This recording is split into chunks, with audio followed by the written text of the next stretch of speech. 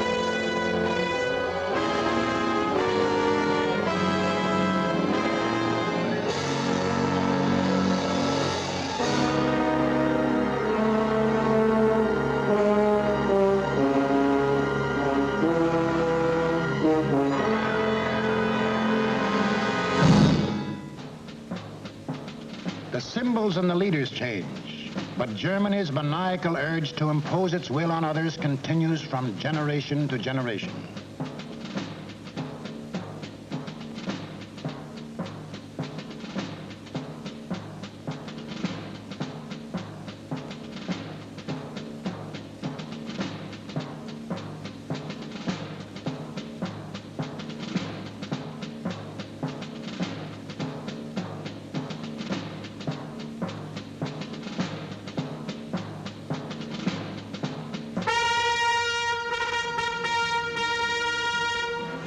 In the last 75 years, this madness has cost the world more than 20 million killed, more than 60 million wounded, more than 200 million made homeless. This does not include the untold millions that died of disease resulting from war, or the billions upon billions of dollars worth of property destroyed. Nor does this include the grief, the anguish, the misery, the terror that the world has suffered, due to the Germans' insane passion to enforce their rule upon their neighbors. This passion for conquest reached its hysterical climax when Adolf Hitler enthroned himself as God and the German Führer.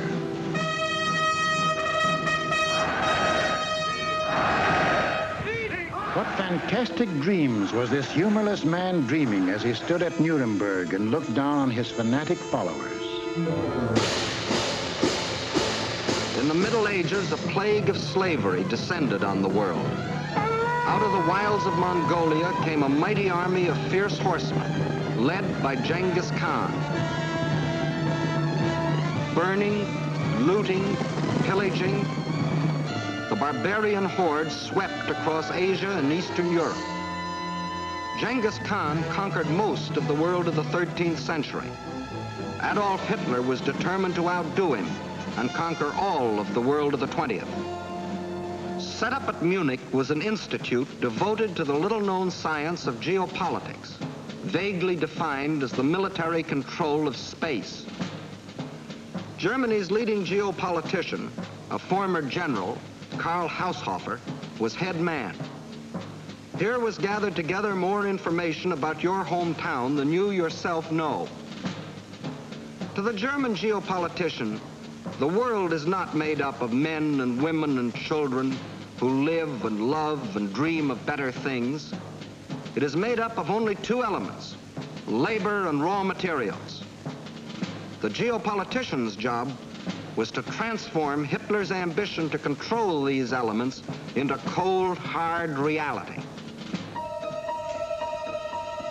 On their map, our planet is neatly divided into land and water. Water forms 3/4 of the Earth's surface, land only 1/4. And in that 1/4 of the Earth's surface lies the world's wealth, all its natural resources.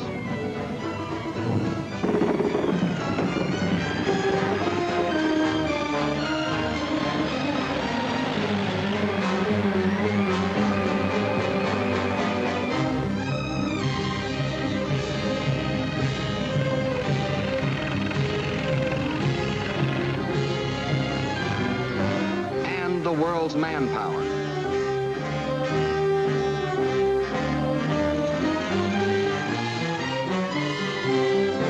Control the land and you control the world. That was Hitler's theory. This all-important land, the geopoliticians now break up into two areas. One, the Western Hemisphere, which, together with Australia and all the islands of the world, including Japan, comprises 1/3 of the land area. The other area, which consists of Europe, Asia, and Africa, makes up the other 2/3. This supercontinent, which they call the World Island, is not only twice as large as the rest of the land area, but also includes 7/8 of the world's population. The heart of this world island comprises Eastern Europe and most of Asia. This they call the Heartland, which just about coincides with the old empire of Genghis Khan. Hitler's step-by-step plan for world conquest can be summarized this way. Conquer Eastern Europe,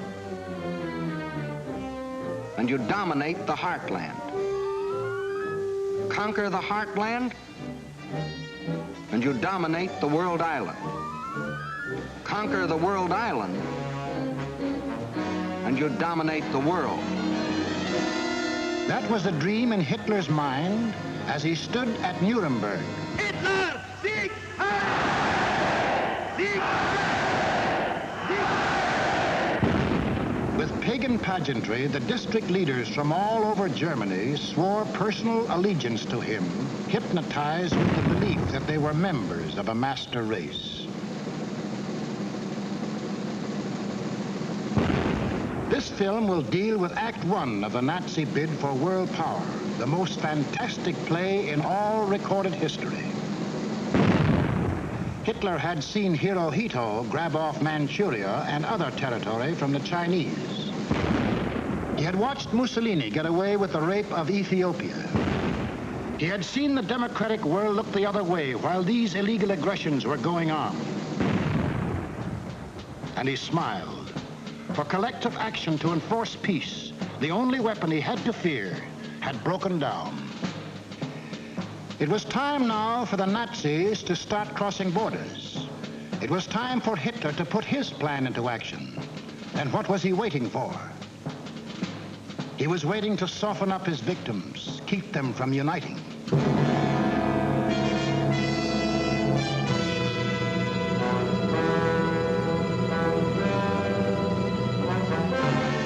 For the softening up process, he sent his agents all over the world disguised as tourists, students, and commercial travelers. Payoff men like Ribbentrop came too, to bribe, threaten, and form local fascist parties such as de Grelle and his Rexist party in Belgium, such as Larocque and his Cross of Fire party in France, Henlein in Czechoslovakia, Seyss-Inquart and his National Socialists in Austria. In Britain, Sir Oswald Mosley offered himself to the people as a Hitler with an Oxford. In other words, I'm told that Hitler is mad. Well, I've got another view myself. Until the day when they would make easy Hitler's actual invasion, these subversive fascist organizations provoked riots and rebellions, creating scenes like these in France.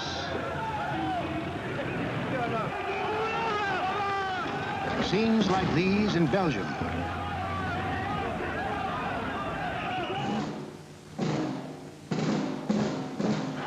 And where do you think this is? Right in Madison Square Garden, USA. And this is Fritz Kuhn, leader of a German-American Bund, hiding behind the American flag, but taking his orders from Berlin and copying the methods of Berlin. That was the softening up process outside Germany. But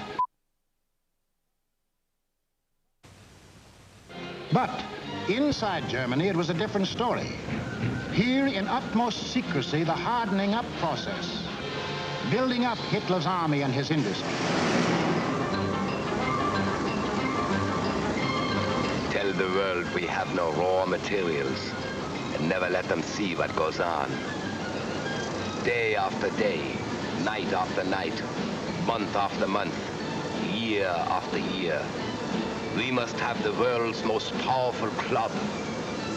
Forget ours. Forget working conditions. Forget how to think. Forge the club of blood and iron. Let the democracies talk about freedom. No freedom here. No labor unions. No overtime. The Führer tells you where to work, when to work, how long to work, how much your work is worth. Forge the club of blood and iron.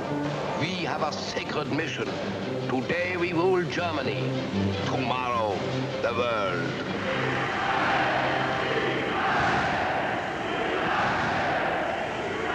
And for those who don't like it, you don't eat.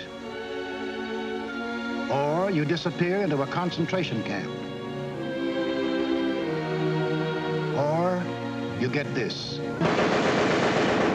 And this is the man who gives it to you.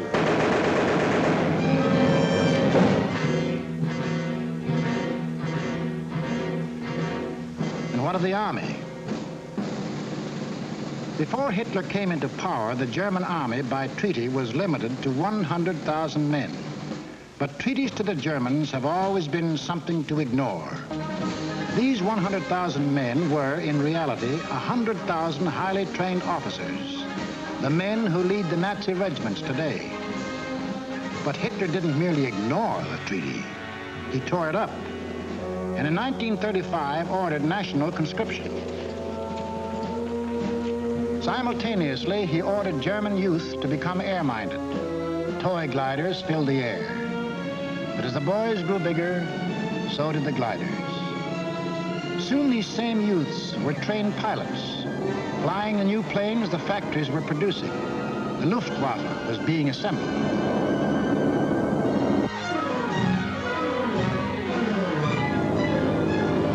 The only thing old about this new army was the goose step. And even Hitler couldn't improve on that ancient German form of torture, designed to make man stop thinking and blindly obey. Goose-step them until they become as insensible as weapons.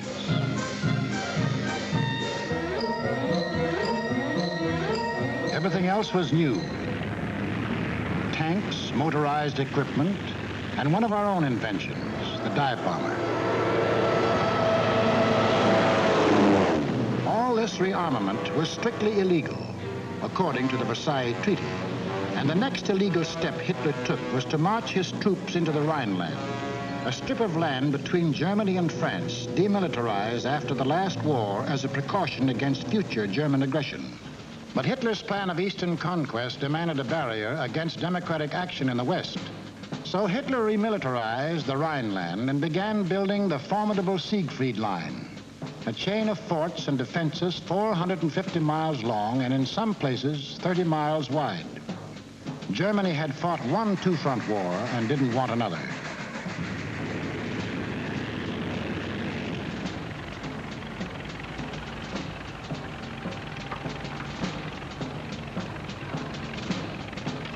As many as 500,000 men worked as much as 20 hours a day to build 22,000 fortified positions on land, where, by treaty, no German soldier was supposed to set foot.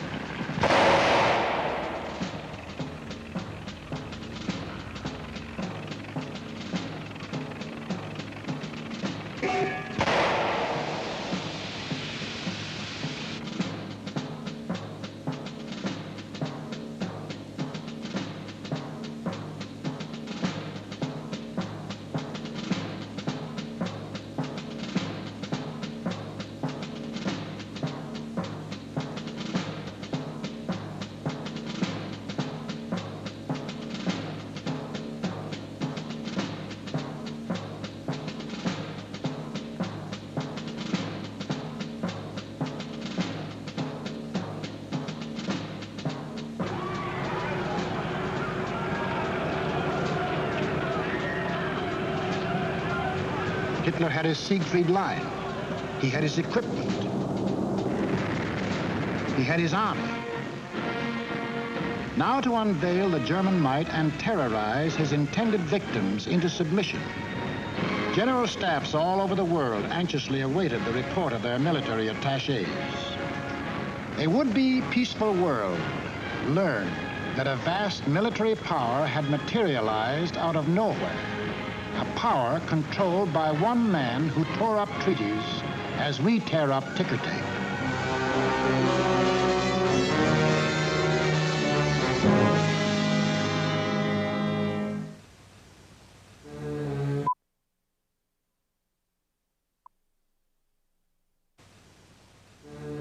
Satisfied they had created the right sense of fear in the world, the Nazi leaders were now ready to strike. The hour had come. It was time to start conquering Eastern Europe, according to the plan of Hitler's geopoliticians. It was time to win the domination of the heartland. Who would the first victim be? Naturally, the softest, Austria. Bite off just enough not to set the world against you. On March the 12th, 1938, without warning, the German armies marched over the Austrian border. It was really only a full-scale invasion test, and Hitler rode in triumph into Vienna. Even the very name of Austria disappeared from the map, though Hitler had promised earlier to the world. The assertion that it is the intention of the German Reich to coerce the Austrian state is absurd. Why was Austria important to Hitler? It put him on the southern flank of Czechoslovakia, and Czechoslovakia was the key to the control of Eastern Europe. The German Chancellor Bismarck explained that years ago when he said, "He who would conquer Europe must first hold the bastions of Bohemia." And Bohemia was now part of Czechoslovakia. But Czechoslovakia was tough. It had a good army. It had good equipment. It had one of the finest munition plants in the world, the Skoda Works, which Hitler wanted very badly. It had incorruptible President Banish. It had a military alliance with France. And France had a military alliance with Britain. Hitler had to move carefully. Find excuses to take Czechoslovakia one piece at a time. He found his excuse in the Sudetenland, a portion of Czechoslovakia bordering Germany. Here lived some people of German origin, although they had never been a part of Germany itself. That was Hitler's cue. Completely ignoring the fact that most people who left Germany had done so to get away from things like Hitler, he sprang his pet theory that every person of German blood, no matter where he lived, belonged to the Nazi Reich. Germans or descendants of Germans, often with no more than a drop of German blood in their veins, suddenly learned that they were godlike, not subject to the laws of the land in which they live and to which they owe their allegiance, whether it be Czechoslovakia, Norway, Sweden, China, the United States, or Timbuktu. According to the Nazis, the German was a special creature who remained forever German, to the 6th and 7th generation, and must take his orders from Berlin. Some people we know of German descent think this is a lot of hogwash.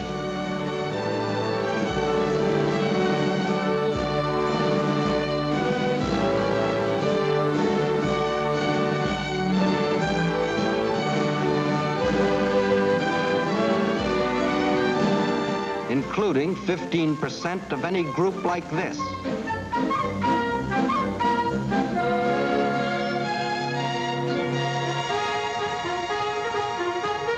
But in the Sudetenland, he found some stooges who fell for this bunk. Konrad Henlein was their Bush League Führer. The people of the Sudetenland were told they should be liberated. They were told Hitler was their liberator. The Nazis smuggled over their standard softening up equipment, blackjacks. And when the Czechs were beaten up trying to combat his fifth columnists, Hitler screamed the Germans were being persecuted and threatened war unless he got the Sudetenland. It is the last territorial claim I have to make in Europe.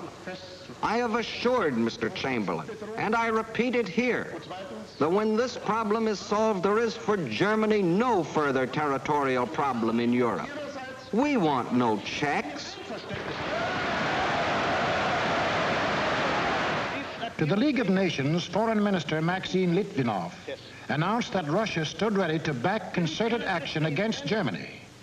But once again, there was to be no concerted action.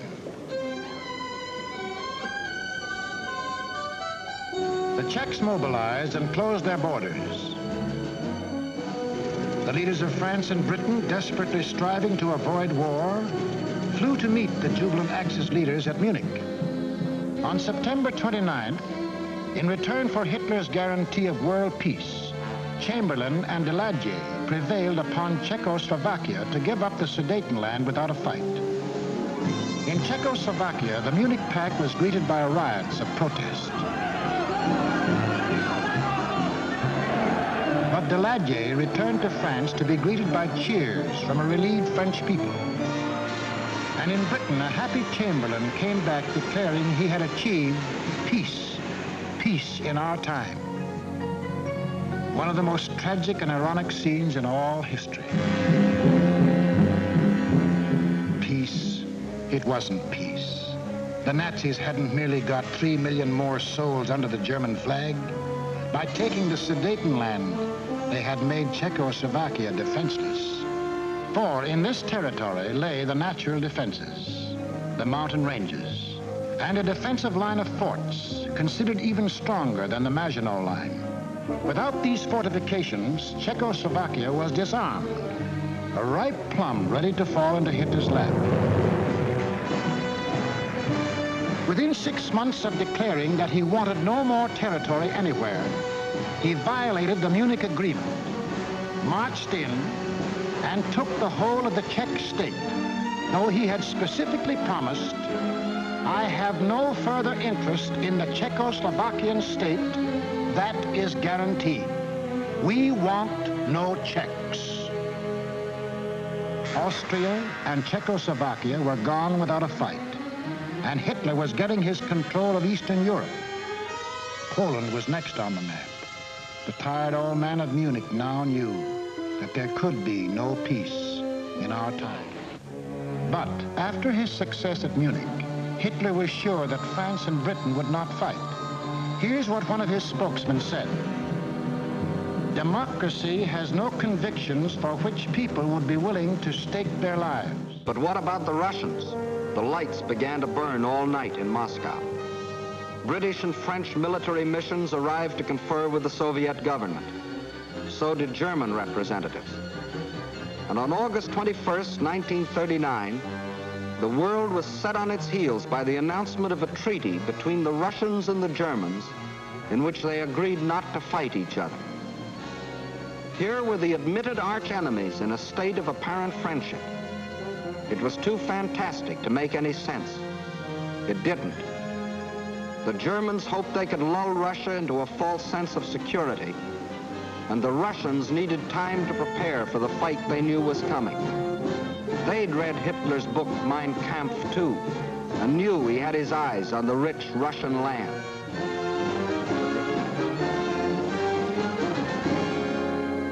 Confident that Russia was safely pigeonholed and that the democracies would not fight, the Nazis started singing their favorite theme song, that all people of German blood belonged to them, and picked Danzig as their excuse for the gobbling up of Poland. Danzig, a free city, self-governing under the League of Nations, was an important seaport at the head of the Polish corridor, Poland's access to the sea. The same old softening up process had gone on here. Local stooges, armed by Germany, began to terrorize the city. Hitler demanded Danzig and the Polish corridor, or else. The people of Poland prepared for the inevitable. Although they knew Britain and France had guaranteed their borders, they also knew those countries were a long way off.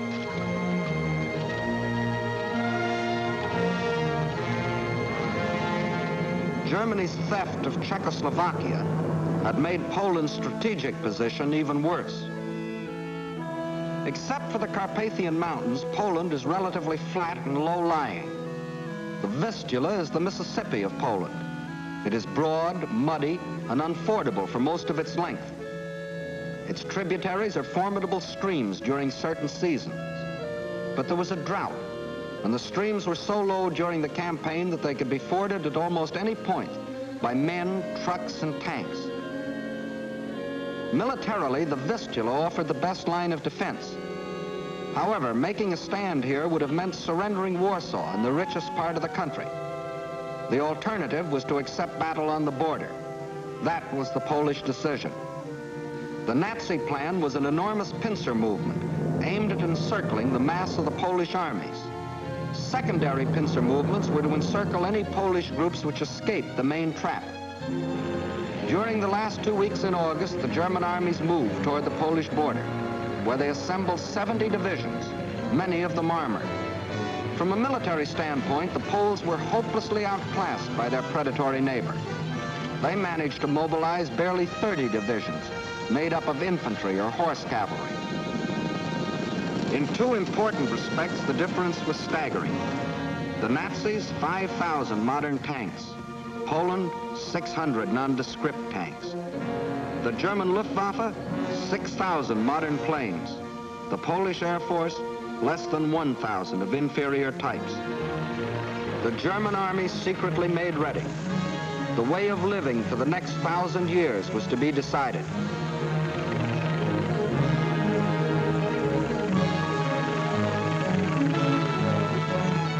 The fire that had begun in Manchuria and spread through China and Ethiopia and Spain would now blaze around the world.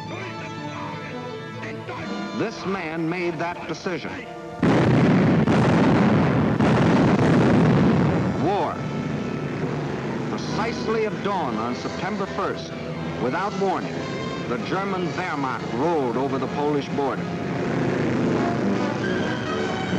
Before the invasion was 30 minutes old, the planes of the Luftwaffe were over Poland, wiping out the Polish Air Force, most of it caught flat-footed on the ground.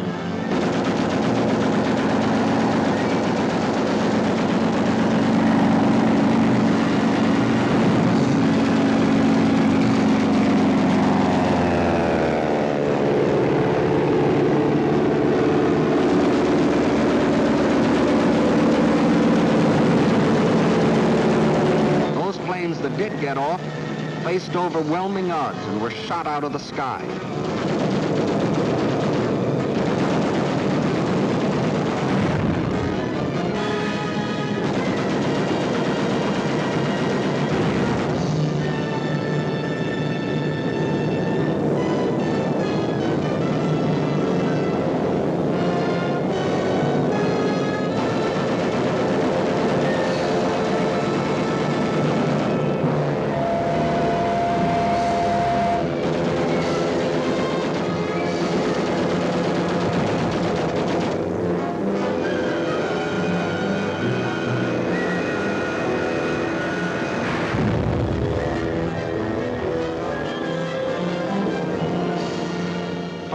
flying Nazi squadrons ranged deep into Poland, destroying communications, radio stations, power plants, highways, bridges, railroads.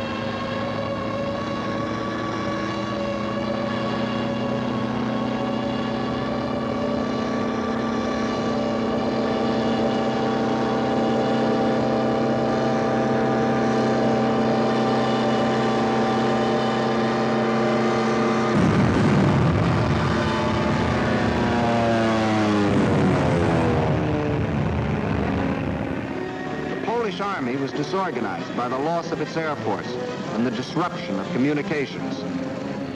The massed ground units of the Nazi army continued their advance. Occasionally, they unveiled a new technique or item of equipment. For example, advanced units of the German Fourth Army crossed the Vistula in a new type of storm boat. By September the 5th,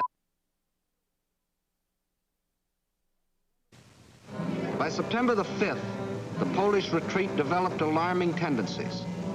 The powerful German 10th Army, which was to form the southern claw of the great Nazi pincers, was advancing with its 5 armored divisions on either flank.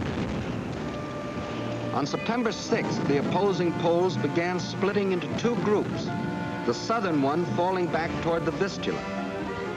The armored divisions on the German right raced ahead, circling Radom and cutting off this group, which finally surrendered.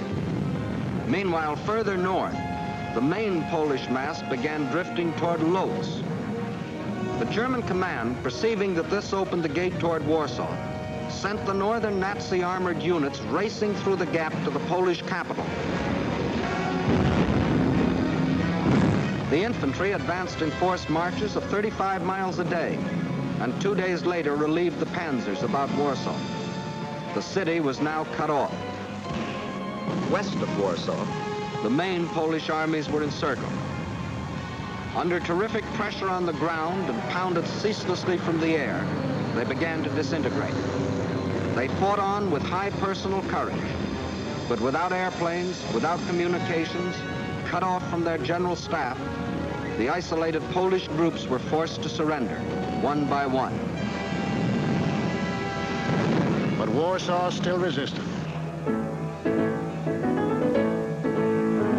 The heroic strains of the Polonaise told an incredulous world that the people of Warsaw, led by Mayor Straczynski, had erected a wall of courage around their city, defying Hitler to do his damnedest.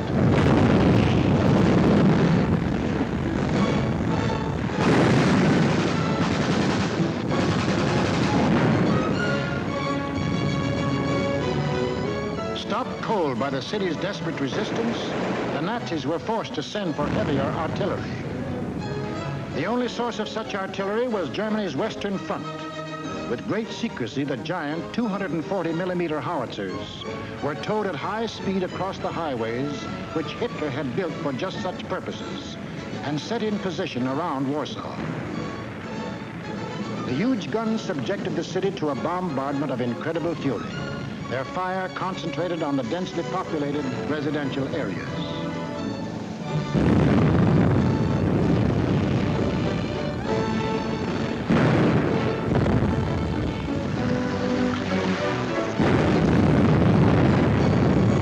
For 20 days of death and horror, every man, woman, and child fought to save his city.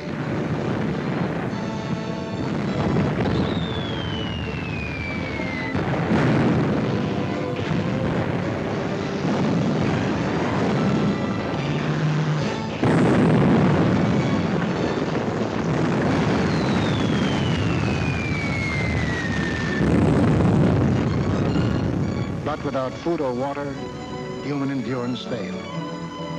On September the 27th, The Strains of the Polonaise died on the Warsaw radio, and the Polish capital was forced to capitulate.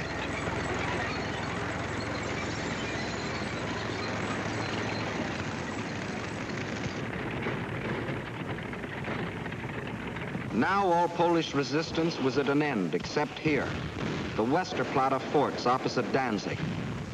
This small island of stubborn defiance had stood up under the fire of German warships from the first day.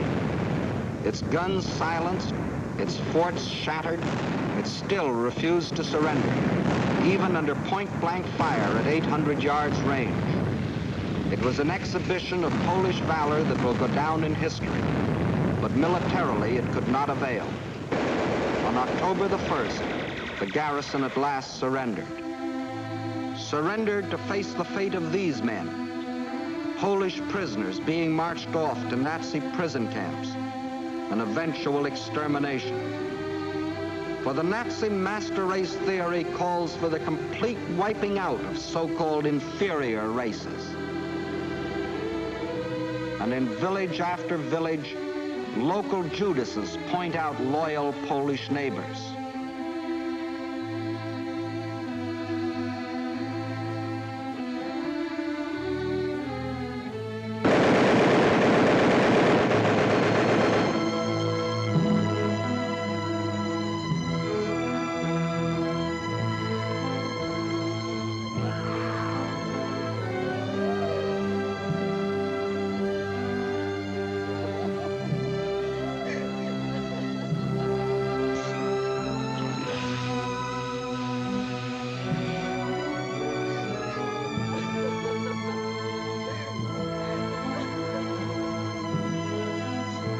These things the Poles can never forget, including another one of Hitler's famous promises. Germany has concluded a non-aggression pact with Poland. We shall adhere to it unconditionally. The world now knew that a non-aggression pact with Hitler was the kiss of death.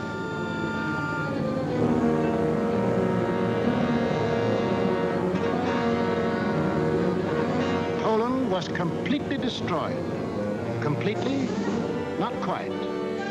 During the last days of the campaign, the Russian army entered eastern Poland and took up positions along the Bug River. The two strongest armies in Europe faced each other. Hitler could decide now whether to keep on heading east or call it quits. He called it quits. Why did Hitler quit here? He had to. To continue a drive to the east would leave Germany facing the threat he had always sworn to avoid, a two-front war. How he met that threat you will see in the next film. What Hitler thought impossible was anything but. The day after Hitler crossed the Polish border, France called up her reservists. Within 24 hours, British planes had bombed German warships in the Kiel Canal.